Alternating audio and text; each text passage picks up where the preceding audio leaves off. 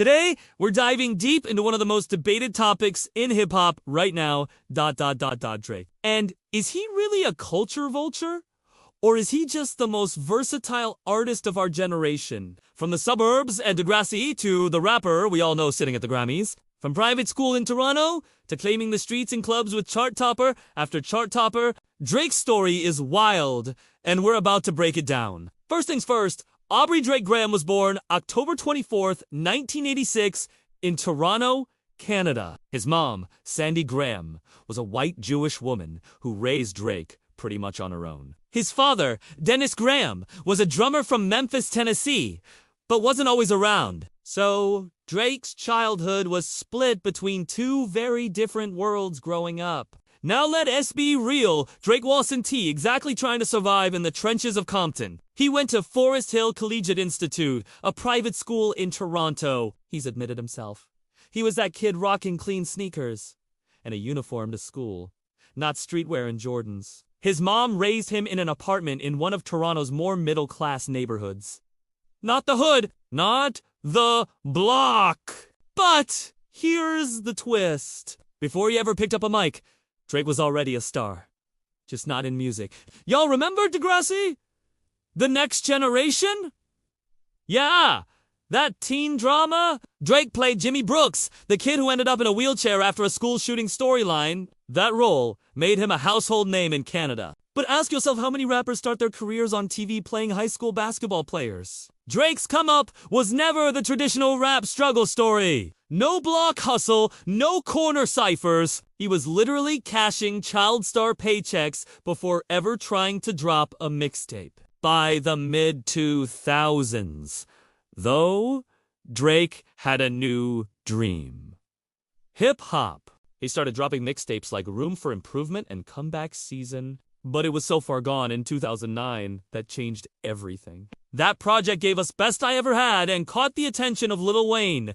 Wayne flew Drake out, and the rest is history. Young Money put him on, and suddenly, Aubrey from Toronto became Drake, the superstar rapper. Now, here's where the debate starts. Drake is known for borrowing flows, slang, and even entire genres. One year, he's rapping like he's from Houston. The next, he's rocking UK grime cadences. Then, it's Caribbean dancehall vibes. Afro beats, New Orleans bounce, ... you name it. Drake's done it! And done it better than most before him! Which is what seems to be the problem, or the start of the problem at least. Critics say this is textbook culture vulture behavior. Taking sounds from different communities and repackaging them for mainstream success without living those cultures firsthand. And let's not forget, the man went from private school in Toronto to claiming mob ties and calling himself Six God. Some people look at that and say, this dude is for sure a classic culture vulture. But is that what he is doing? I mean, doesn't almost everyone do that in one form or another? But here's the other angle. Maybe Drake isn't stealing. Maybe he's bridging cultures. Every time he jumps on a drill, rappers beat a new dancehall rhythm, or even an Afrobeats track with the latest trap star. He is shining a global spotlight on those artists for the world to take notice. Artists like Skepta, Wiz, and Popcaan saw huge boosts after collaborating with Drake. But no one accused him of anything in those instances. So is he exploiting? Or elevating? That's the question. Drake's career is also about image. Remember, this is the same dude who started from the bottom, even though his bottom was more like suburban Toronto and private school than the projects. He carefully crafted this persona of being both the ladies' man and the street-certified rapper. But where is he certified from? Look, where he came up from. Kinda seems more like started from the top and trying to convince people he's from the bottom. But at the same time, let's give him credit. He's dominated for over a decade. Most rappers flame out in 3 to 5 years.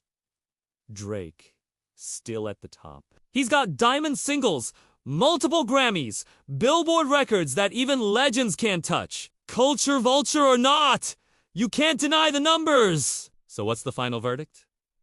Is Drake a culture vulture? A suburban kid from Toronto who studied rap culture from the outside and jumped in when it was most profitable for him? Or is he a musical chameleon? Someone who adapts, blends and pushes new artists and hip-hop in general into the global spotlight for a part of the world that otherwise would have never noticed it at all. Either way, Drake's story is one of the most unique in rap history, from private school and Degrassi ... to Young Money and the world stage. Nobody has done it quite like Drake and not been hated on for doing it so well. But I want to hear what you think. Drop a comment. Is Drake keeping it real? Or just playing the culture for clout? And if so, why is he the only one being called out for it? Because he is so successful at it. This is Street Beef, your home for real rap news and raw debate. Don't forget to like, subscribe, and hit that bell so you never miss when we drop heat. Catch y'all on the next one.